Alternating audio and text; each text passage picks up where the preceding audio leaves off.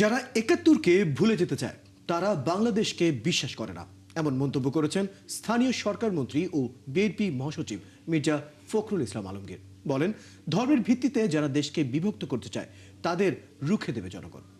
আলোচনা অনুষ্ঠানে অন্তর্বর্তী সরকারের সময় গ্রেফতার চিন্ময় কৃষ্ণ দাসের মুক্তি দাবি করেন প্রধানমন্ত্রীর বিশেষ সহকারী বিজন কান্তি সরকার। বাকিটা জানাচ্ছেন মোহাইমিনুল খান অপু। সনাতন ধর্মের অনুসারীদের বিভিন্ন সংগঠনের সম্মিলিত জোট সম্মিলিত সনাতন পরিষদ আয়োজিত সংখ্যালঘুদের সুরক্ষা ও নিরাপত্তা বিধান শীর্ষক মতবিনিময় সভা ও প্রতিনিধি সম্মেলন। এতে যোগ দেন বিএনপির মহাসচিব মির্জা ফখরুল ইসলাম আলমগীর সহ সনাতন পরিষদের নেতাকর্মীরা। এ সময় মির্জা ফখরুল বলেন, সংখ্যালঘুদের নিরাপত্তা বিএনপি সরকার দিচ্ছে। অপ্রীতিকর ঘটনাগুলো বিগত সরকারের আমলের।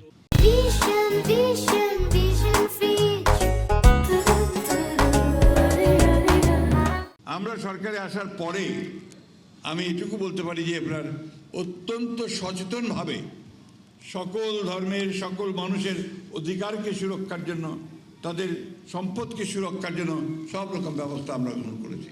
এ সময় তিনি আরো বলেন, দেশে কোনো উগ্রবাদ ও মৌলবাদের আশ্রয় প্রশ্রয় দেবে না বিএনপি। যারা ৭১কে ভুলে যেতে চায় তারা বাংলাদেশকে বিশ্বাস করে না বলেও অভিযোগ তার। যারা ৭১কে ভুলে যেতে চায় বা ভুলিয়ে দিতে চায় তারা কখনো বাংলাদেশে বিশ্বাস করে। ধর্মের ভিত্তিতে যারা দেশকে বিভাজন করতে চায় তাদের বিরুদ্ধে আমাদেরকে কিন্তু রুখে দাঁড়াতে হবে।